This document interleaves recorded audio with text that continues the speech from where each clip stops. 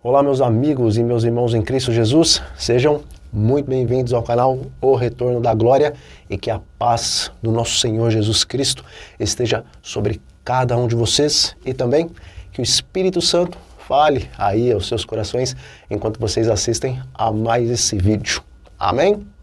E, meus queridos, se vocês gostarem aqui desse conteúdo, então não se esqueçam de deixar o seu like e também façam aí o seu comentário para que o YouTube divulgue então essa mensagem e também as mensagens deste canal para mais pessoas, ok? Bom, um estudo científico de um neurologista da Austrália, ele deixou os leitores de queixo caído e também extremamente chocados porque ele apresentou um estudo todo baseado no impacto das séries, dos famosos seriados, no nosso cérebro. E ele comprovou, nos seus estudos, que seriados danificam o nosso cérebro. Pois é, meus queridos. Provavelmente algumas pessoas, ao ouvirem esse início, nem sequer vão desejar continuar assistindo o vídeo, mas eu peço que, mesmo que esse assunto incomode aí um pouco, fique aqui até o final do vídeo e também compartilhe essa importante informação com outras pessoas, ok? E, meus irmãos, a princípio, esse estudo é muito interessante porque ele fala muito sobre os neurônios espelhos. E, embora a maioria de nós nunca ouviu falar sobre esse termo científico, o apóstolo Paulo já apresentava essa verdade quando ele disse, lá em 2 Coríntios, no capítulo 3, versículo 18, que por intermédio da contemplação nós somos transformados de glória em glória na imagem do Senhor Jesus Cristo. E, semelhante ao que o apóstolo escreveu, o estudo então enfatiza que aquilo que a gente contempla molda as nossas atitudes e molda as nossas emoções. E isso, meus queridos, de certa forma também é um tapa na cara da presunçosa, incrédula ciência, porque comprova que a Bíblia já havia falado sobre esse assunto há milênios. E nesse estudo, que inclusive eu vou deixar aqui o link dele na descrição do vídeo, esse neurologista ele fala como os seriados conseguem afetar os nossos neurônios espelhos e mudar as nossas atitudes e mudar até mesmo as nossas emoções, levando inclusive pessoas a ficarem doentes emocionalmente. E a explicação para isso faz muito sentido. E, meus queridos, esse cientista, que se chama Irving Hollinger, ele afirma que as séries elas podem ser tão prejudiciais quanto o próprio vício de entorpecentes, e ele destaca que o consumo das séries podem causar apatia generalizada, irritabilidade, transtorno de personalidade e até mesmo demência, porque as séries colocam a pessoa em um estado de ameaça constante pelo fato de que, quando a pessoa assiste uma série, ela se envolve com os personagens da mesma muito mais do que ela se envolve com os personagens de um filme, porque esses personagens passam a fazer parte da rotina dessa pessoa por muitos dias, ou muitas semanas, ou até mesmo muitos anos. E o estudo diz que é comum que quando uma série acaba, a pessoa então vem a sentir uma espécie de vazio, como se uma parte dela tivesse sido tirada, porque quando a série acaba, é como se a segunda vida da pessoa que assiste também acabasse. Porque quem assiste a esses seriados, ele cria um vínculo real com os personagens que não são reais.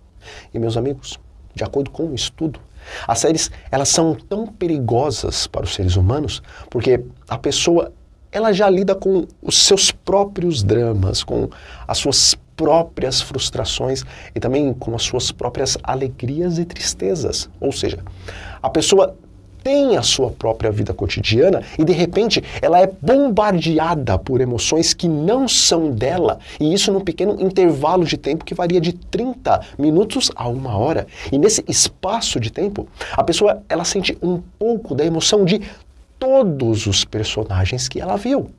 E pelo fato do cérebro não conseguir distinguir a realidade da ficção, então, nesse espaço de 30 minutos a 1 hora, o cérebro da pessoa absorve todas aquelas emoções que ela passou, como sendo a realidade dela.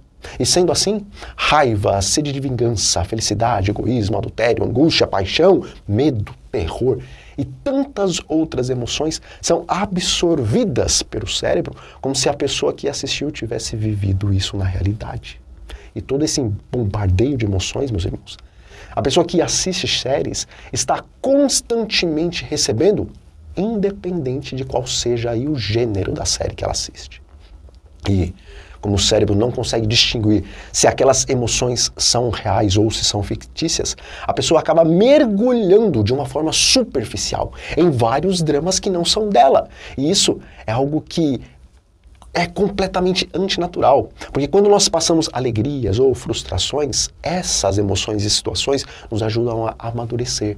Mas quando recebemos um bombardeio de emoções e dramas fictícios, isso não gera no ser humano um amadurecimento, mas gera várias problemáticas não resolvidas dentro da pessoa, porque o cérebro não entendeu que os dramas que a pessoa passou eram fictícias, mas ele entendeu que todas aquelas emoções eram da própria pessoa.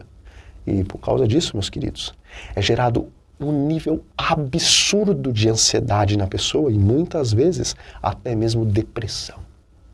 E olha que interessante. Esse cientista, ele também diz que o cérebro, ele se alimenta daquilo que chega até ele, seja estimulação do sentido ou glicose da ingestão de alimentos. E se o nutriente para a mente for uma série, o resultado vai ser o mesmo que é produzido em um corpo que é alimentado por uma alimentação desequilibrada. Ou seja, meus irmãos, esse cientista está falando justamente o que o espírito de profecia diz. Ele está afirmando que, assim como o corpo precisa de uma reforma alimentar, o nosso cérebro também precisa de uma reforma daquilo que vemos e ouvimos. E diz o espírito de profecia. Alega-se muitas vezes que, a fim de se desviar a juventude das leituras sensacionais e indignas, deveríamos proporcionar-lhes melhor espécie de leitura de ficção. Isso equivale a tentar a cura de um bêbado, dando-lhe, em lugar de uísque ou aguardente, os intoxicantes mais brandos, como vinho, cerveja ou cidra. O uso desses animaria continuamente o desejo dos estimulantes mais fortes. A única segurança para os bêbados, bem como para o homem temperante, é a total abstinência. A mesma regra se aplica ao amante de ficção. Sua única segurança é a total abstinência. Bom, meus queridos, nós vamos ficando por aqui. E o meu desejo, e também a minha oração, é que Deus ajude o seu povo a fazer não apenas uma reforma daquilo que come e daquilo que bebe, mas também uma completa reforma daquilo que lê, assiste e ouve. Porque se o povo de Deus continuar se alimentando de séries e filmes, nunca vai obter o caráter de Jesus, porque é pela contemplação que nós somos transformados. E se o povo do Senhor contemplar aquilo que vem de autores inspirados pelo inimigo das almas, então eles serão moldados segundo a imagem de Satanás e não segundo a imagem de Cristo. Então, fiquem todos com a paz do Senhor Jesus e até a próxima.